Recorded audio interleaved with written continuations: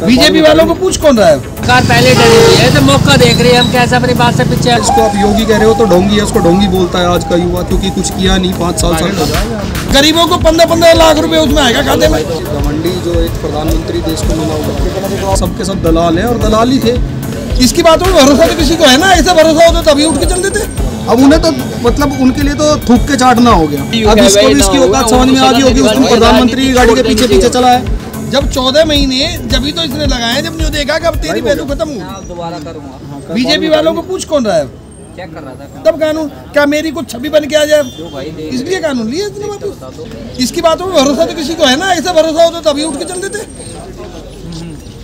भरोसा तो किसी को है ना, क्योंकि सबको कहा था किसानों को, वो गरीबों को 15-15 लाख रुपए उसमें आएगा खाते में।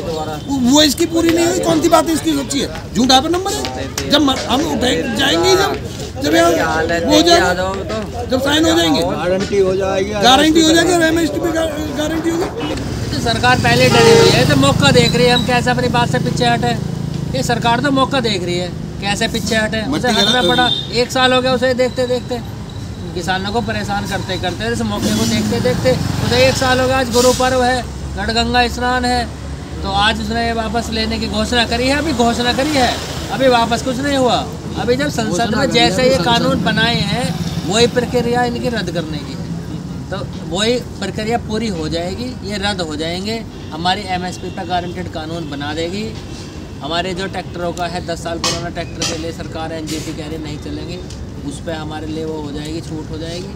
हमारे बिजली के बिल सब स्टेटों के बराबर हो जाएंगे। हमारे उत्तर प्रदेश में 10 गुना महंगा बिजली का बिल है।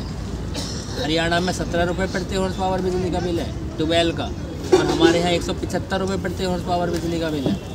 ये सब जब मांगे पूरी हो जाएंगी तब चले जाएंगे।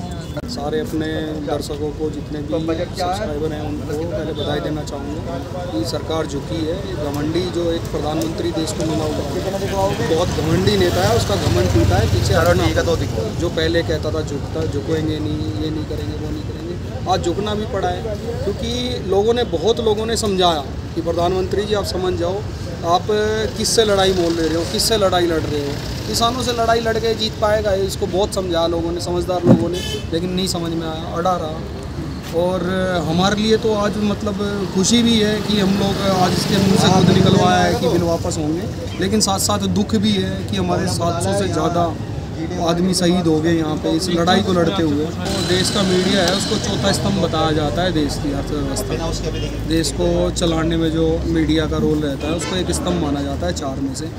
वो जो मेन स्ट्रीम के मीडिया की आप बात कर रहे हो, उसमें 1-2 चैनल को छोड़ के हम तो बोलते हैं सबके सब दलाल हैं, और दलाल ही थे। मोदी जी की दलाली कर रहे थे, अब तक प्रधानमंत्री की दलाली कर रहे थे।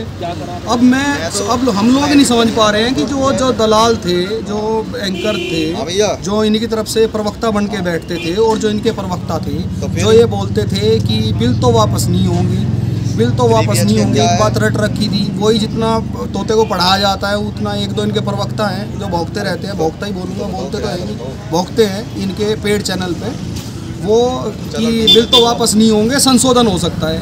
अब मुझे समझ में नहीं आ रहा है वो जनता को मुंह कैसे दिखाएंगे। उनके पिताजी ने तो बोल दिया आके कि 1 मिनट लगी है कि बिल वापस हो जाएंगे, राजनीति छोड़ देनी चाहिए। अब उन्हें तो मतलब उनके लिए तो थूक के चाटना हो गया, उन्हें तो शक्ल ही नहीं दिखानी चाहिए, डूब बनना चाहिए उन लोगों को। बिल्कुल देखो, ये इतना घमंडी प्रधानमंत्री है, जिसको आप योगी कह रहे हो तो ढोंगी है, उसको ढोंगी बोलता है आज का युवा, क्योंकि कुछ किया नहीं 5 साल।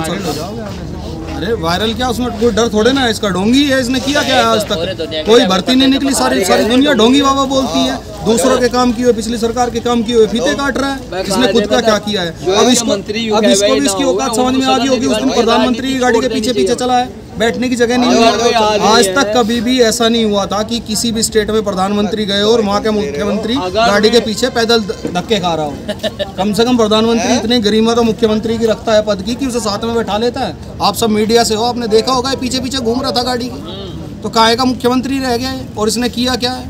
इसने कोई किसानों के पक्ष में बयान नहीं दिया, कुछ नहीं दिया। तो बात तो एक ही है, ये और वो एक ही है। वो घमंडी है, ढोंगी।